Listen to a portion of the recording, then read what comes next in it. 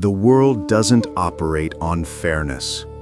You can follow every rule, speak with sincerity, keep your intentions clean, and still watch someone less qualified be promoted ahead of you. You can give loyalty only to have someone twist it into a weapon against you.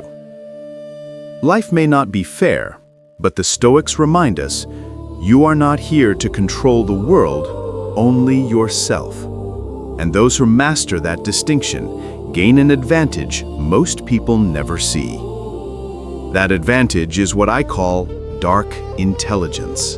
Not evil, not malicious, but forged in the flame of hardship. It's the intelligence that forms when betrayal becomes a lesson instead of a wound, when humiliation becomes information instead of shame, when defeat becomes direction instead of discouragement. Some people collapse under adversity. Others sharpen. And those who sharpen eventually lead. Dark intelligence is not about harming others. It is about understanding the silent game beneath the surface of human behavior. It is about seeing what others ignore. It is about choosing strategy over impulse. Before we begin, leave this affirmation in the comments. I choose strategic clarity over emotional chaos. Now, let's step into the 6 psychological traits that separate those who merely survive from those who eventually shape the room they walk into. Trait 1. Calculated opacity. Most people believe power comes from being understood. In reality, influence often comes from being interpreted. When people know everything about you, they form conclusions. When they know only fragments, they form possibilities. And possibilities are far more powerful. The Stoics taught restraint, not silence, but wise silence. They understood that truth becomes stronger when spoken selectively, not constantly. Think of the difference between a lake and a well. A lake is wide and open. You see everything. A well is narrow and deep. You only see darkness until you lower the bucket. People respect the well more than the lake, not because it hides its depth, but because it doesn't advertise it. Here's a modern example. Someone asks what you're working on. Most people overshare, hoping to appear transparent or friendly. But when everything is revealed, nothing is respected. Instead, you say something simple like, "Something I'm improving quietly." Then, redirect the conversation. Not mysterious, just intentional. People lean in when you don't lean out every detail, and the reason is biological. Humans are wired to complete incomplete patterns. When you leave a gap, they fill it. When they fill it, they invest in their own imagination. And once imagination is involved, influence follows. The goal is not deception. The goal is narrative control. Because what is rare becomes valuable. What is measured becomes respected, and what is hidden becomes powerful. Trait 2. Adaptive persona. The Stoics never argued against flexibility. They argued against losing oneself. There is a difference. You can adapt without breaking. You can shift without surrendering your principles. Adaptive persona is not acting. It is fluency. It is being multilingual in human nature. Consider a storyteller who adjusts depending on the audience. With children, the tone is gentle. With scholars, it is analytical. With a friend, it is personal. The story remains the same, but its delivery becomes fitting. Now imagine a person who insists on being the exact same version of themselves with everyone in every setting. They call it being real. But often it is simply being rigid. The world does not reward rigidity. It rewards clarity paired with adaptability, the ability to honor your core while navigating the environment. Here's a fresh scenario. Imagine negotiating a creative partnership. One person approaches emotionally, another logically, another cautiously. If you speak in only one style, 2/3 of the room will misunderstand you. But if you adjust, calm for the emotional mind, direct for the logical mind, reassuring for the cautious mind, your message lands in every corner. You do not change who you are. You change how you express who you are. Stoicism teaches that the wise person is unmoved internally but adaptable externally, like a tree whose roots never shift though its branches move with the wind. The world respects those who can connect without compromising their integrity. Adaptive persona isn't manipulation. It is communication mastery. Trait 3. Strategic detachment. Attachment chains you to outcomes you cannot control. Detachment frees your hands to move strategically. It's not coldness, it's clarity. In Stoicism, detachment is simply the understanding that what is outside your control cannot own you. When it no longer owns you, it can no longer manipulate you. Most people lose themselves because they tie their identity to approval, status, or specific results. Let's use a modern example. Two creators pitch a show. One desperately wants the deal. They've already imagined the fame, the money, the validation. The other simply wants the right partnership, and if this isn't it, they'll walk away. Who negotiates better? Who appears more respected? Who is harder to pressure? Desperation weakens your voice.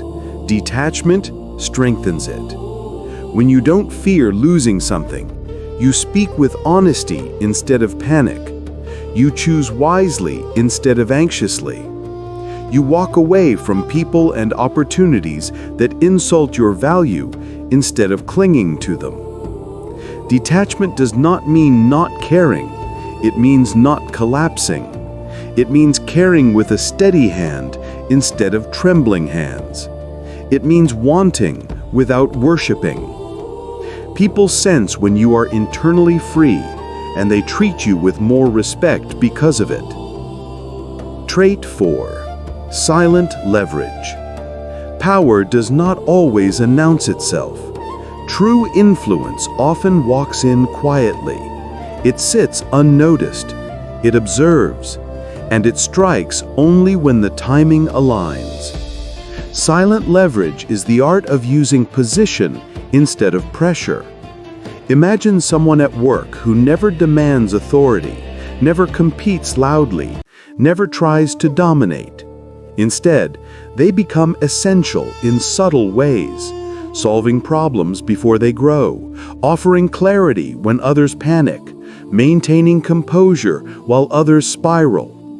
Over time, the room begins to look to them naturally, not because they fought for influence, because they became the anchor others depended on. Here's a fresh example.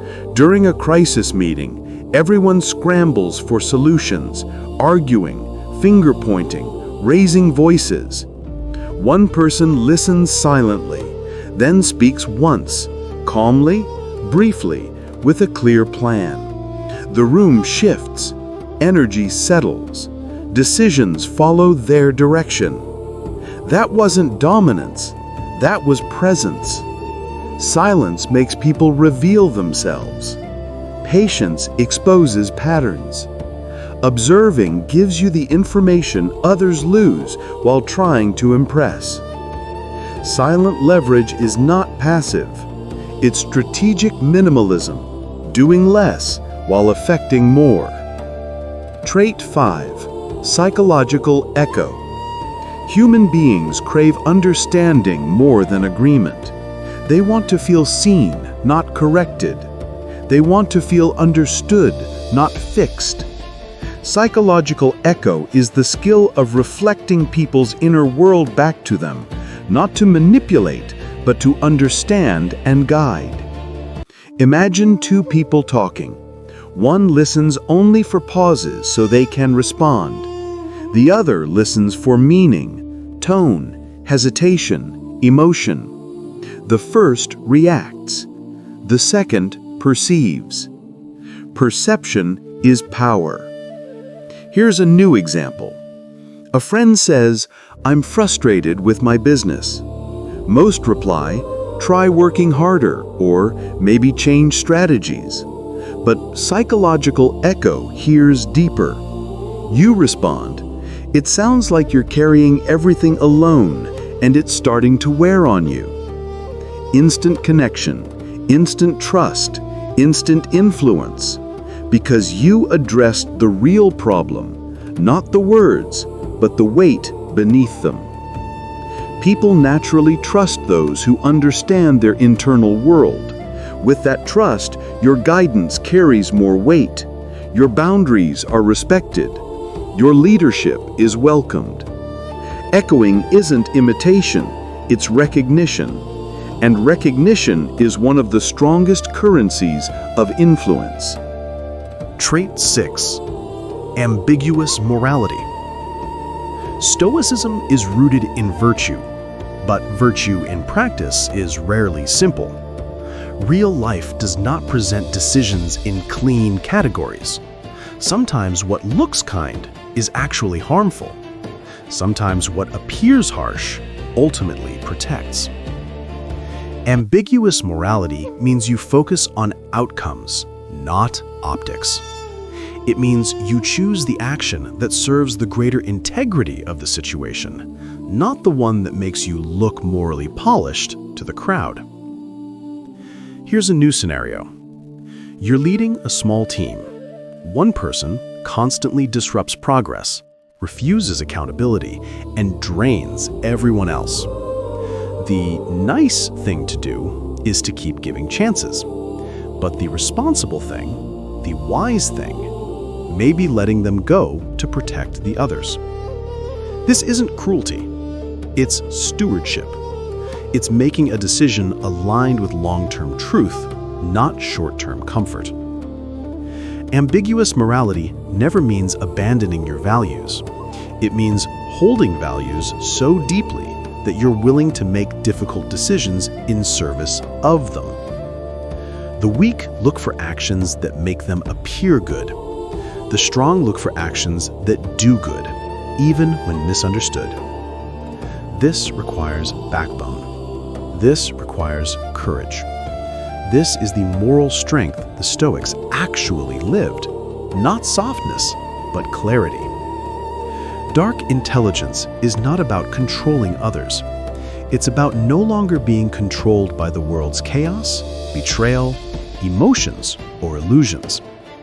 It is the strength born from awareness, the power born from restraint, the influence born from silence, the clarity born from pain transformed into perception.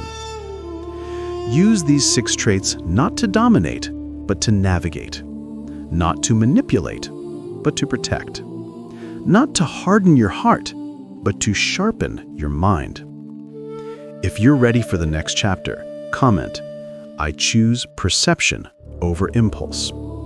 And remember, the world doesn't reward the loudest, it rewards the most aware.